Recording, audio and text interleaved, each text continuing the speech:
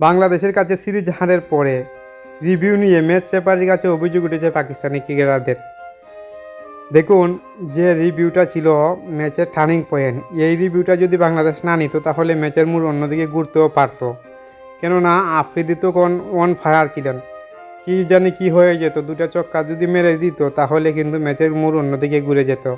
তো এইটা যখন সাহস করে মেহেদী হাসান মিরাজ এবং অন্যান্য ক্রিকেটাররা যখন রিভিউটা নেওয়ার পরে তারা সাকসেসফুল হয়েছিল।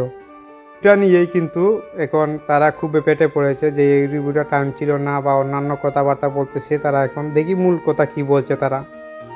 প্রচলিত নিয়ম অনুযায়ী কোনো রিভিউ সিদ্ধান্ত নেওয়ার আগে খেলোয়াড়দের সামনে রিপ্লে স্ক্রিন বা দৃশ্যমান হওয়ার আগেই নিতে হয়, যাতে রিপ্লেস দেখে রিভিউটা সিদ্ধান্ত প্রবাহিত না হয়।